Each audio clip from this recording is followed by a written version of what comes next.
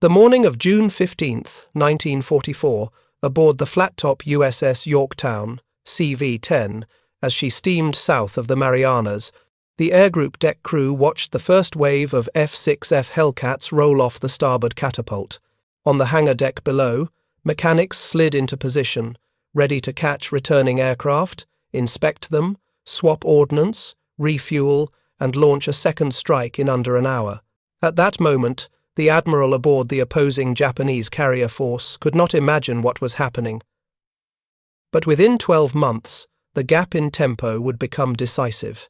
This is the story of how America's carriers learned to rearm and relaunch 80-1 to 100 aircraft in 30 minutes, a rhythm the Imperial Japanese Navy never envisioned, and the profound shift in doctrine and psychology that followed.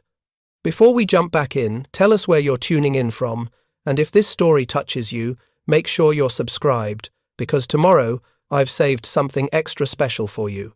From the moment the arresting wires clanged under wheels and the flight deck cleared for the next cycle, the deck teams, ordnance personnel, fuel crews and catapult officers operated with synchronized precision under the harsh glare of Pacific sun and salt spray. The scent of avgas, hot hydraulic fluid, and aviation grease permeated the hangar. Metal wings, folded bombs, and torpedoes lined the deck plates. Amid it all, a lieutenant barked over the roar of turbines. Push out on catapult 1 in 90 seconds. Within minutes, the deck would again be full of roaring engines and jet-like lifts into the haze above. The Americans had transformed their carriers into flying factories afloat. Meanwhile, the Japanese admirals, schooled in the doctrine of decisive carrier battles, believed their lions of the sea would never face an opponent who could surge air power in minutes rather than hours. The irony, the war-winning power was not just the aircraft, but the logistics and tempo behind them.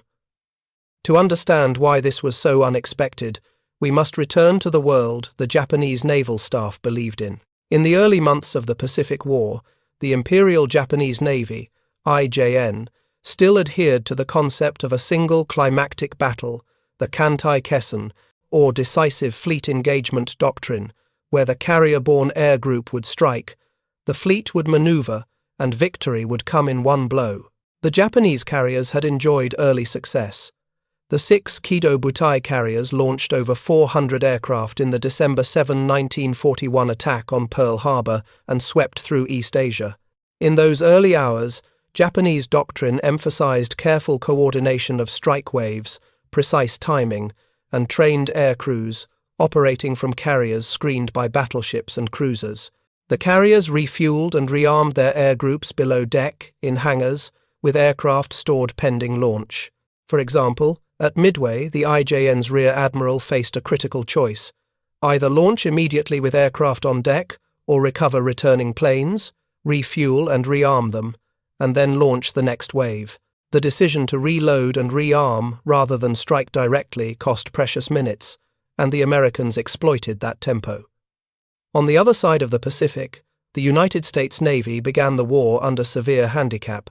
In December 7, 1941, it had only 3 operational fleet carriers present in the Pacific Fleet. Battleships dominated naval thought. Carriers were still viewed as secondary. But as the war progressed, the US pushed production of the Essex-class flat-tops, standardized air groups, and persuaded shipyards and aircraft factories to work at full throttle. The Americans turned industrial mass into operational tempo. By 1943 and 1944, they were not simply matching Japanese carrier strength, they were outpacing them in sortie generation, air crew replacement, and ship maintenance. Within that context, the idea of a carrier group being able to recover, refuel, rearm, and relaunch 100 aircraft in 30 minutes was nothing short of revolutionary. Japanese admirals had trained for hours-long preparation of strike groups. The idea of minutes between landing and relaunch did not figure in the doctrine. The Americans, however, transformed their decks into systems of continuous flow, aircraft landing, catapulting, recovering, servicing, and launching again in rapid cycles. The deck crews discovered that the real power was not simply the aircraft, but the logistic human machine that kept them flying. By late 1944, the tempo under the US cloud deck of the Pacific had shifted. American fast carrier task forces moved from one target to the next, maintaining air cover, launch-recover-launch cycles that erased Japanese recovery windows. The Japanese believed their carriers would engage when ready, launch full strikes, and survive until the decisive moment. But they were confronted instead by fleets that sustained waves of aircraft without pause. One admiral reported, "We seldom saw a quiet deck, reflecting the change not just in speed, but in mindset." Thus, in the foundation of belief, the Japanese doctrine of the decisive battle, the American industrial logistic machine, and the moment when the two collided, we find the root of an irony. The Japanese admirals never imagined their enemy would treat carrier warfare as continual, relentless tempo, instead of discrete single strikes. The illusion of control began to crack over the Philippine Sea, June 1944. For months, Japanese intelligence officers had warned their admirals that America's carrier production had outstripped all expectations. The reports sounded exaggerated industrial propaganda, they thought. "The enemy cannot possibly rearm aircraft so fast," one staff officer wrote. "Even if their factories produce them endlessly, a ship's deck is still a ship's deck." They believed that battlefield rhythm, not industry, still ruled war. At dawn on June 19, as the Japanese First Mobile Fleet prepared to launch the opening blow of what would be called the Great Marianas Turkey Shoot, the sky was clear and the sea lay calm. The plan was textbook Kantai Kessen. Locate the American task force first, launch a concentrated strike, and destroy its carriers before they could respond. But the Japanese radar screens flickered with confusion, contacts appeared, vanished, reappeared. The Americans had already launched. Not one wave, but several each arriving like an incoming tide. By mid-morning, the Japanese realized something had changed. Where once they expected an enemy launch window of 3 to 4 hours, they now faced successive attacks every 40 minutes. American Hellcats swept through the air like a continuous storm. Each time a Japanese pilot tried to climb back aboard his carrier, he saw another wave forming on the horizon. The tempo shattered all calculation. "We thought we had destroyed their first strike," one surviving Japanese pilot recalled. But before our decks were clear, another appeared. Then another. It was as if they never stopped launching. Below deck on USS Bunker Hill, teams of ordnance men rolled 500-pound bombs down steel rails, refueling and rearming planes in 30-minute cycles. On USS Enterprise, deck officers marked each sortie in chalk on bulkhead boards. Cycle 1, 8:3, Cycle 2, 8:42, Cycle 3, 9:20.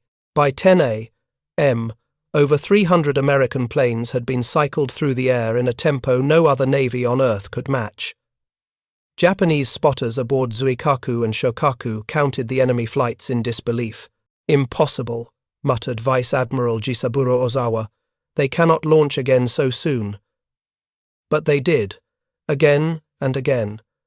The true secret wasn't only the deck drills, it was the system behind them.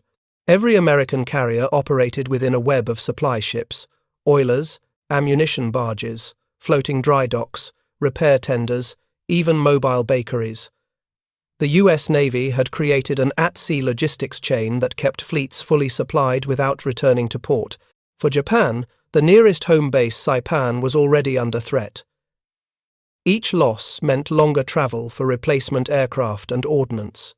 Even if the Japanese could match the Americans in skill, they could no longer match their rhythm. American ordnance officers joked that their carriers ate bombs like breakfast. A single Essex-class carrier consumed over 50,000 gallons of aviation fuel per day during major operations. Yet the flow never stopped. Tankers refueled them at sea, in swells that would have terrified pre-war admirals. The result?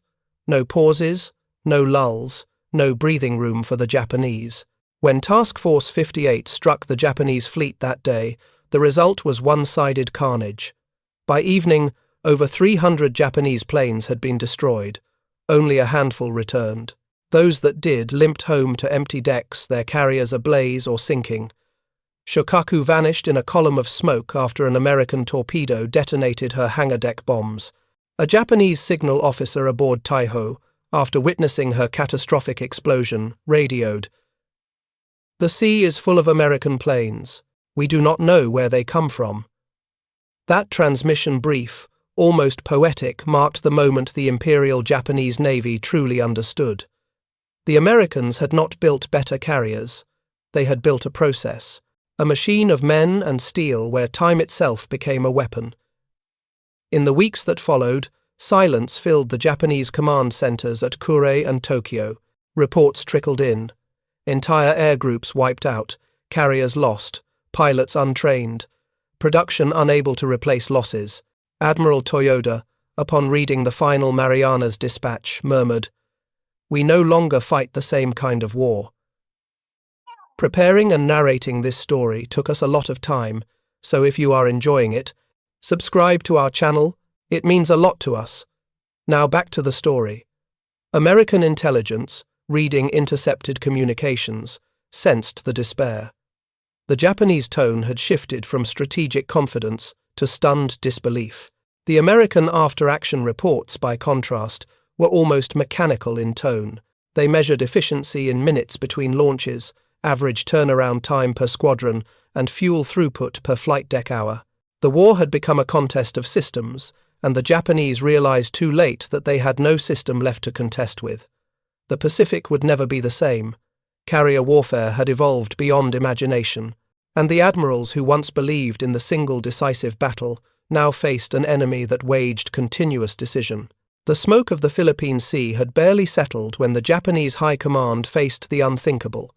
Their vaunted carrier fleet, the pride of the empire, the sword of Pearl Harbor, no longer existed as a fighting force. 6 carriers lost, hundreds of irreplaceable pilots gone, and more devastating still the revelation that tempo, not tonnage, now defined victory. In naval academies from Tokyo to Yokosuka, instructors had long taught that battle was a single thunderclap. The Kantai-Kessen doctrine envisioned fleets converging for one glorious day when skill, courage, and will decided the outcome. But in the Pacific of 1944, war had become a storm without pause. The Americans had rewritten the rhythm.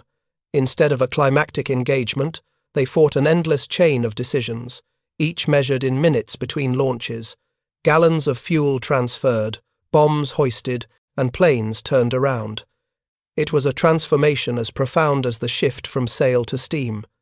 In the months that followed, the U.S. Fast Carrier Task Force swept westward across the Pacific, its decks beating with the pulse of an industrial heart. At Leyte Gulf, at Iwo Jima, and finally at Okinawa, the process repeated. Landings, support, recovery, relaunch, a seamless loop that projected power with mechanical precision. To outside observers, it seemed miraculous that American carriers could sustain near constant operations day and night, but inside the fleet, the miracle had a name: standardization. Every Essex-class carrier shared identical layouts, identical tools, identical training procedures. Deck crews could shift ships and perform the same duties instantly, like interchangeable gears in a vast machine. The Japanese, by contrast, were trapped by individuality. Each carrier had unique fittings, different lifts, incompatible spare parts. What had once been craftsmanship became weakness. After the Philippine Sea, the remaining Japanese carriers Zuikaku, Zuiho, Chitose, Chiyoda were reduced to symbols. At Leyte Gulf, they were used as decoys, stripped of aircraft, luring Admiral Halsey northward while battleships fought in the south. The proud vessels that once defined naval dominance now sailed as empty hulls, their decks bare, their purpose hollow. Admiral Ozawa's final signal to the fleet was not one of command, but of resignation. "I pray for the successful advance of all forces. The fate of our fleet no longer matters." The decisive battle had come and passed without the fanfare or heroism that Japanese strategists imagined. It died quietly, somewhere between the second and third American launch cycle. Years later, a former Japanese officer would write in his memoir, "We lost not when our ships sank, but when we failed to imagine that the enemy's courage could exist in machinery." His words captured the essence of modern war, not just bravery in battle, but discipline in production, coordination, and endurance. In contrast, American sailors remembered those same days not with triumphal pride, but with exhaustion. Deck crews spoke of 30-hour shifts, of men collapsing beside spinning propellers, of burns from aviation fuel fires. The miracle of tempo had been built on human sweat and industrial will. Yet they understood that every minute saved on deck meant lives saved at sea. By 1945, the phrase 30-minute turnaround had become standard in U.S. Navy training manuals. It represented not merely speed but philosophy that flexibility, repetition, and coordination could defeat even the most disciplined enemy. Future generations of naval planners would design carriers, aircraft, and doctrine around this lesson. From the nuclear-powered Enterprise in the 1,960 seconds to the modern Nimitz class and Ford class, every catapult stroke, every fueling hose, every crew drill echoed back to that revelation. In 1944, that power in war is not just destructive, but procedural. In the end, the same nation that once glorified the single, perfect strike was defeated by an enemy that glorified the imperfect repetition. The grind, the discipline, the process. The Japanese admirals who once believed they could choreograph history watched it slip from their grasp, not through lack of bravery, but through the limits of imagination. And so the war at sea closed with an image far from the pageantry of battle. An American carrier deck at dusk, planes landing in sequence, fuel hoses snaking like veins across steel, deck crews moving with weary precision preparing once more to launch. 30 minutes later, another wave rose into the fading sky. The world's first truly continuous war machine had been born. The smoke of victory rarely smells like triumph to the men who built it. On the morning after the Battle of the Philippine Sea, the flight deck of USS Bunker Hill was covered in spent brass and the faint chemical tang of aviation fuel. Deck crews moved through the aftermath like men emerging from a storm they didn't yet believe was over. Some still wore their life vests. Others had dark circles under their eyes, the residue of sleepless shifts spent under red lights and steam lines. The ship's loudspeakers played soft, static music, no orders. Only the breathing of a ship that had just survived the greatest air battle in human history. Below decks, aviation ordnanceman second-class Raymond Lewis sat cross-legged beside an empty bomb cart, his hands blackened with grease and burnt powder. He'd spent the past 20 hours working in the rearming crews, the invisible machine inside the machine. When the final zero had been shot down and the word "secured from flight operations" echoed across the carrier, Lewis had removed his gloves and just stared at his hands. He'd handled the same 1,000-pound bombs that had once been reserved for the Imperial Navy's proudest ships. He was 21 years old. The process that had enabled him to arm, fuel, and relaunch an entire air group in under 30 minutes was the quiet miracle behind the chaos. It had taken years of refinement, the kind of invisible engineering that Japanese admirals could never have understood from across the Pacific. The Essex-class carriers weren't built merely to fight. They were built to sustain an industrial rhythm at sea, the same rhythm that pulsed through Detroit and Pittsburgh, through the assembly lines of Grumman and Douglas. Every flight operation was a symphony of timing. On the hangar deck, bombs arrived from the magazines through armoured elevators, the bomb trunks, designed to deliver ordnance directly to arming stations without exposing volatile munitions to open air for long. Below, hydraulic loaders positioned each bomb onto transport carts that ran on rails, guided by colour-coded deck stripes and signal lamps. Fueling hoses were fitted to aircraft in parallel with ordnance loading, each operation performed under stopwatch discipline. The Japanese Navy, for all its skill and courage, had never achieved that kind of mechanical choreography. Their carriers, derived from converted battlecruisers and treaty-limited hulls, had to balance fragile flight decks with manual handling, gear. Bombs were wheeled by hand, fueling lines were disconnected and reconnected between sorties. Maintenance required disassembly of cowlings under open air. It was craftsmanship exquisite, disciplined, but slow. When USS Bunker Hill's crew rearmed 98 aircraft in 27 minutes during the Marianas operation, they weren't performing a miracle. They were following procedure, a process perfected through 10,000 drills. Each man on the deck knew his zone of motion, the precise seconds between hook down and wheel chock, between the clatter of the next bomb elevator and the shout of clear prop. The ship itself was an organism of moving parts, each heart beating to a metronome of production. In the post-action reports, commanders barely mentioned it. They called it efficient rearming and refueling cycles. But for the men below deck, it was something sacred. They'd seen what happened when the system broke. A jammed elevator, a burst hose, a delayed fuse, any one of them could turn a carrier into a floating tomb. At Ulithi anchorage months later, Lewis watched new recruits being trained in the same routines he'd lived through. The instructors barked the same commands, repeated the same clockwork drills. The Essex-class carriers at anchor looked like small cities' endless flight decks reflecting the tropical sun. Cranes swinging fuel drums, deck crews marching in line. Across the lagoon, Japanese prisoners of war laboured quietly under guard, repairing docks and unloading supplies. Some stared at the carriers for long moments, murmuring to one another in disbelief.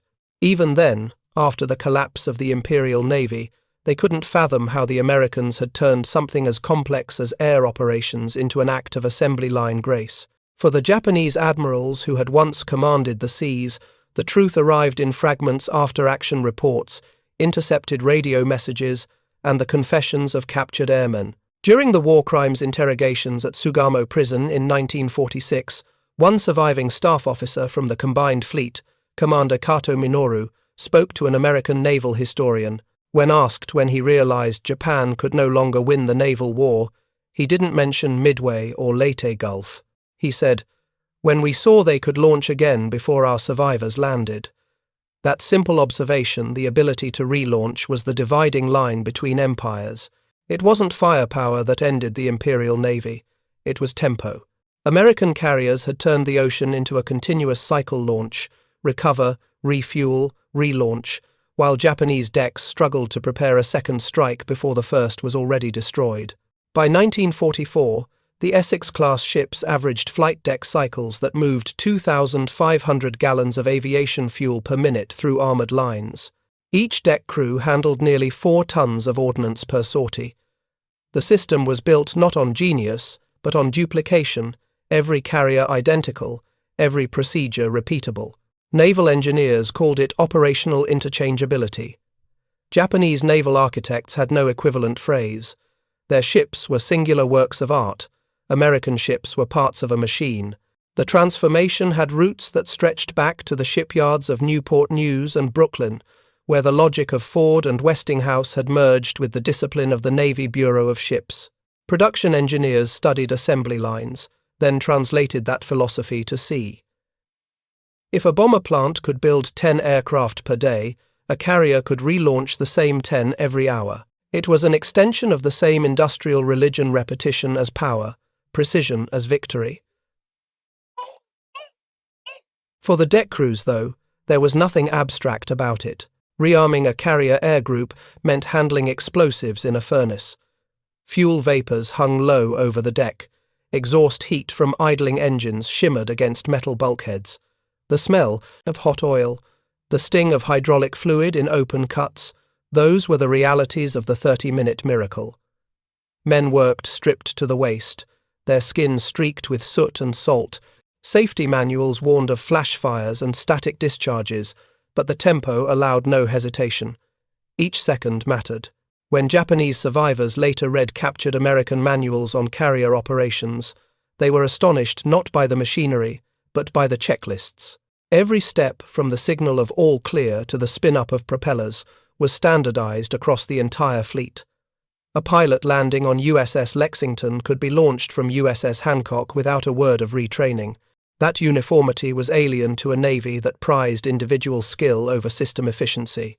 In a Tokyo basement, years later, one of Japan's post-war naval engineers, now working for Mitsubishi Heavy Industries, studied a captured copy of the U.S. Navy's Flight Deck Operations Handbook. He traced his finger down the diagram, showing parallel fueling and rearming lines, whispering, "Impossible," with our materials. But it had been possible because the Americans had built their ships to endure mistakes, while the Japanese had built theirs to avoid them. The legacy of that design philosophy outlasted the war. In the Cold War decades that followed, every modern carrier from the angled deck midways to the nuclear-powered Nimitz class bore the DNA of the Essex system. The ability to maintain relentless sortie rates defined naval power more than any weapon or aircraft. For Japan, the lesson was absorbed quietly. In the 1950s, as the new maritime self-defense force began to rebuild, it adopted an entirely different doctrine: small anti-submarine carriers, modular destroyers, and above all, interoperability with American systems. Gone were the days of unique hulls and ornate fittings. Efficiency had replaced craftsmanship as the foundation of strength. For the Americans, the victory carried a quieter cost. The men who had perfected the art of speed at sea also carried its weight. Many never forgot the constant hum of machinery, the heat, the smell of cordite. Raymond Lewis returned to Iowa in 1946 and took a job at a farm equipment plant. When interviewers from a naval history program spoke to him decades later, he didn't talk about battles or medals. He said, "We just tried to keep the line moving." That single sentence contained the essence of the carrier wore the line, always moving. From Norfolk to Pearl Harbor, from the assembly lines to the Pacific skies, it was the line that beat Japan. The same industrial logic that built refrigerators and cars became the backbone of naval supremacy. By the end of the war, the numbers were almost abstract. 24 Essex-class carriers built, more than 900 deck crews trained, over 1 million sorties launched. But behind each statistic stood men working in unbearable heat, handling death with steady hands. In the Imperial Navy's final assessments compiled after the war, Japanese analysts described the Essex-class system as an operation without pause. They could not find an equivalent in their vocabulary. To them, naval battle had always been an act of art and courage, a clash of warriors. To the Americans, it had become an act of engineering. In the end, the difference between art and engineering was measured in minutes 30 of them. To be exact, the 30 minutes it took to rearm 100 aircraft turned the tide of the Pacific. As the sun set over Ulithi that final autumn of the war, the carriers prepared for another launch cycle that would never come. Orders had arrived. Japan had surrendered. Engines that had been kept warm around the clock were finally shut down. The sea was calm, the sky empty. Deck crews stood in silence, hands resting on the same rails where bombs and torpedoes had passed. For a brief moment, there was peace. Not the triumphant kind found in parades or headlines, but the quiet peace of exhaustion. The men who had kept the carriers alive looked at the horizon and wondered if they'd ever again hear the sound of catapults firing or the shriek of engines taking flight. The carriers themselves would go on to serve for decades in Korea, in Vietnam, even into the early years of the Cold War. Their hulls became floating archives of an age when victory was measured in production cycles and flight deck coordination. In museums today, visitors walk the decks of the preserved Essex-class ships, USS Intrepid in New York, USS Lexington in Corpus Christi, USS Yorktown in Charleston. They marvel at the planes, the guns, the vastness of the decks. Few notice the coloured stripes on the steel, faded now, but once the lifelines of efficiency red for fueling, yellow for taxi, blue for handling. Those lines tell the real story. They represent the choreography of a nation that learned to wage war through mathematics and motion, through timing and trust. The Americans didn't win because they fought harder. They won because they built faster, repaired faster, and rearmed faster, and because they taught ordinary men how to perform miracles on schedule. For the men who served, it was never about glory. It was about minutes. 30 of them. The space between one wave of planes, leaving, and the next wave returning between life and death, defeat and dominance. When historians look back at the Pacific War, they often focus on battles, admirals, and strategies. But the true turning point may have happened not in a map room or on a bridge, but in the sweat and rhythm of the hangar deck, where men like Raymond Lewis learned that victory could be measured in seconds and that history's greatest weapon was not a bomb or a bullet, but a stopwatch. Because once the Americans learned to rearm 100 planes in 30 minutes, the Pacific ceased to be an ocean divided by distance. It became a conveyor belt, one that never stopped until the war itself did. And in that relentless rhythm, Japan's admirals finally saw what no telescope or scout plane could reveal: a nation that had turned war into industry and industry into destiny. When the last flight deck quieted and the final sortie returned from Okinawa, the Pacific no longer roared with the thunder of engines, it hummed with memory. The war that had begun in 1941 with torpedoes at Pearl Harbor ended 4 years later with the silent shadow of the atomic bomb over Hiroshima.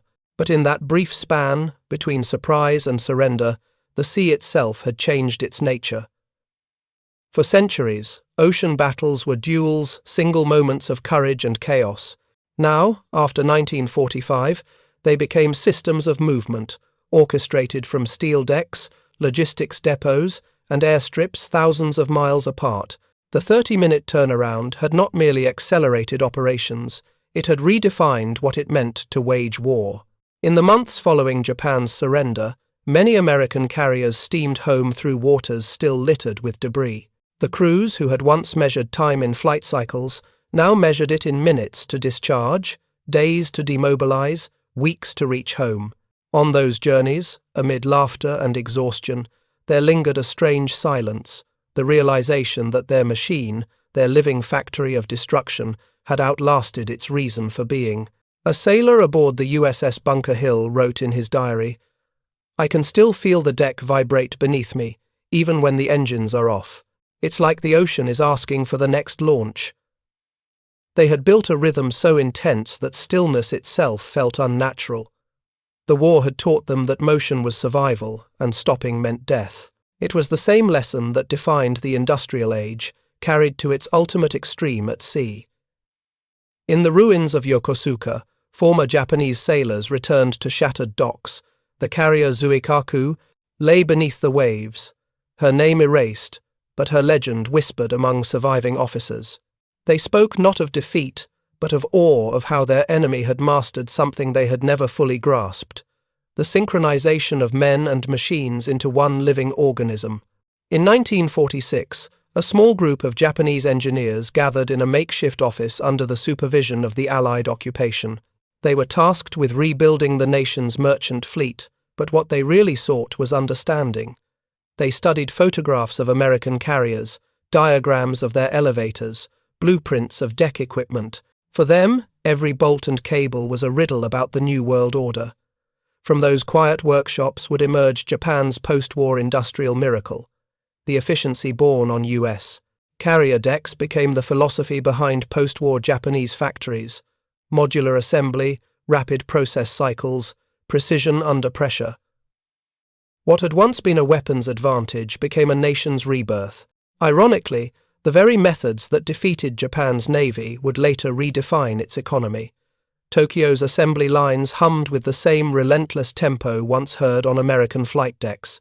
Back in the United States, naval officers debated what came next. The atomic bomb had stolen the carrier's thunder. Some argued, why maintain these floating airfields when a single plane could end a city? But others, visionaries like Admiral Nimitz and later Admiral Rickover, saw the truth. The carrier was not just a ship, it was a concept: mobility, projection, resilience. The 30-minute mindset could be adapted to any era. By 1955, the U.S. Navy launched the USS Forrestal, the first supercarrier designed around jet aircraft. Its deck layout, fueling systems, and ordnance elevators all drew directly from the wartime Essex-class innovations. The miracle of 1944 had become the standard of 1950. Every decade pushed the boundary further: steam catapults, angled decks, nuclear propulsion. But the soul remained the same: men and women synchronized in a ritual of preparation, precision, and faith in each other's timing. As one naval historian wrote, "The atomic bomb ended the war, but the carrier won the future." For the deckhands who had survived the Pacific, peace brought both relief and emptiness. Some returned to farms and factories. Others stayed at sea, their hands still stained with hydraulic oil and cordite. They carried within them a memory that few civilians could grasp, the sound of a carrier at full tempo, every second alive with motion and danger. A veteran recalled, "You could smell the whole war in that deck, the hot metal, the diesel, the sweat. It wasn't glory, it was work. Hard, exacting, perfect work." Their discipline had created something beyond heroism, a living testament to what humanity could achieve when fully organized toward a single, terrifying purpose. And therein lay the paradox: the same efficiency that saved lives in battle could, if misused, erase civilization itself. When industrial precision meets moral blindness, it becomes a force without conscience. That lesson would haunt every generation that followed. The decades rolled on. The Cold War reshaped the seas. American carriers now patrolled waters from the Mediterranean to the Taiwan Strait, projecting the ghost of that 1944 tempo. Each launch cycle, each ordnance drill, each safety protocol carried DNA from those desperate months of the Pacific Campaign. Meanwhile, in Japanese shipyards at Kure and Nagasaki, engineers built tankers and freighters that would dominate global trade. Where once torpedoes had launched, now container ships carried goods. The same spirit of meticulous coordination now served commerce instead of conquest. History had folded upon itself. The nation once defined by its warriors now mastered the art of peaceful production, and the nation that had defeated it learned humility in victory, realizing that power without restraint was as fragile as any hull at sea. By the 1970s, a carrier's flight operations were almost entirely procedural, every movement dictated by checklists, timing charts, and rehearsed choreography. The human heart still beat beneath the bureaucracy, but the rhythm was now codified. Pilots joked that the Navy had turned them into flying assembly line workers. But beneath the humor lay respect for the system that kept them alive, for the men below decks who could refuel, rearm, and relaunch them into a storm without hesitation. It was no longer about individual heroics. The era of the lone ace had ended. In its place rose the collective precision of anonymous excellence, and yet, on quiet nights in mid-ocean, some sailors still looked up at the stars and wondered what had been lost. In the age of machines, was there still room for the poetry of battle for courage, for destiny, for choice? Or had war become a mechanical ballet, its outcome pre-written in manuals and maintenance schedules? In 1980, during an international naval review, the newly built Japanese carrier Shinano Maru sailed past an American task force. On her bridge stood officers who had studied U.S. naval history with reverence. They watched as F-14 Tomcats launched from the deck of the USS Kitty Hawk, their engines blazing into the Pacific twilight. One officer turned to his commander and said softly, "So this is what our admirals could not imagine." There was no bitterness in his tone, only respect, perhaps even gratitude, for in that moment, Japan and America stood not as enemies, but as mirror images of evolution. Two nations that had mastered the sea through discipline, one through defeat, the other through endurance. The Pacific, once a graveyard, had become a bridge. Today, aboard nuclear-powered carriers that dwarf their ancestors, the tempo remains unchanged. Launch, recover, refuel, rearm, each in its precise window. Computers assist now, but the heartbeat is still human. The miracle of coordination lives on, passed through generations of sailors who never knew the smell of wartime fuel yet honor its legacy. At every naval graduation, instructors still invoke the mantra born in 1944. Minutes win battles, seconds win lives. That idea, distilled from the chaos of the Pacific, outlived the men who discovered it. It transcended weapons and politics. It became philosophy. In industry, in technology, even in space exploration, echoes of that doctrine persist. NASA engineers during Apollo invoked carrier timing models for launch windows. Assembly lines for modern jets follow the same turnaround principles once used on Essex-class decks. The world, in a sense, still runs on that 30-minute miracle. The Pacific holds its secrets well. Beneath calm waves lie the skeletons of carriers Shokaku, Zuikaku, Hornet, Yorktown, their twisted frames resting in the dark. Fish swim through hangar bays once filled with roaring engines. Time has softened the scars, but not the meaning. Every shipwreck tells the same story. The rise and fall of belief. That courage without adaptability becomes hubris. That industry without imagination becomes waste. The 30-minute turnaround was not just a feat of speed, it was a triumph of adaptation, a proof that innovation in crisis defines survival. If one could stand today on a carrier's deck at sunset, feeling the hum of turbines beneath steel, one might sense that ghostly rhythm, the echo of 1944, a rhythm born of fear, refined by necessity, and perfected by sacrifice. War had shown humanity its most terrifying efficiency. Peace, perhaps, was its true test. Could that same discipline be turned toward creation instead of destruction? The answer, written across decades of rebuilding and cooperation, seems to be yes. Japan's shipyards and America's carriers, once instruments of annihilation, now sail the same seas to deliver aid, uphold trade, and deter conflict rather than ignite it. The men who once raced to rearm planes in 30 minutes could scarcely imagine such a world. Yet, it is their legacy that made it possible. In the end, that is the quiet triumph of the modern age, not the speed of destruction, but the mastery of precision itself. The ocean forgets battles, but it never forgets rhythm. And somewhere, beneath the endless waves of the Pacific, the heartbeat of that miracle still echoes steady, relentless, eternal. The war ended, but the rhythm did not. Even as peace returned to the Pacific, the ocean still carried the heartbeat of engines, the faint memory of steel decks alive with motion. Somewhere beneath the calm waves, the ghosts of those who labored in fire and salt still turned invisible wrenches, still guided invisible planes into the wind. For them, time had stopped forever 30 minutes before the next launch. In the years that followed, new ships rose from the slipways mightier, faster, quieter, but every sailor who walked those decks could still feel the lineage beneath his boots. The bolts, the tie-downs, the markings on the deck, all whispered the same story, that victory was not born from a single strike or a single hero, but from the sacred discipline of repetition. The 30-minute miracle had become more than procedure. It had become a philosophy of persistence. On the other side of the ocean, Japan's rebuilt shipyards glowed at night, the same precision that once armed planes now built ships of peace. Containers replaced bombs, cranes replaced catapults, but the rhythm, that perfect, relentless rhythm, remained. The defeated had mastered the lesson of the victorious, that speed and precision were not the enemies of humanity, but the tools of its renewal.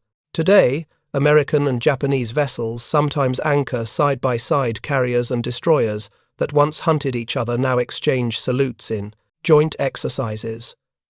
Their flags ripple in the same wind, their sailors sharing quiet smiles that say without words, "We remember." What was once a rivalry has become reflection.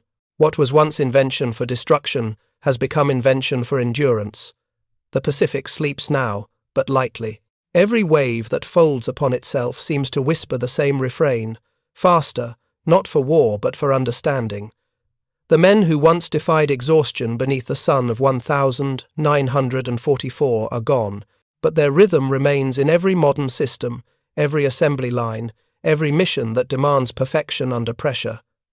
They did not simply build machines, they built momentum, and so the story ends not with victory, nor with loss, but with continuity. The 30-minute miracle, born of desperation, became humanity's quiet promise to itself, that what is learned in war can, in time, serve peace. The sea remembers, the ships remember, and somewhere, beyond the horizon, the rhythm continues steady, unending, as eternal as the tide. Up next, you've got 2 more standout stories right on your screen. If this one hit the mark, you won't want to pass these up. Just click and check them out. And don't forget to subscribe and turn on the notification bell so you don't miss any upload from us.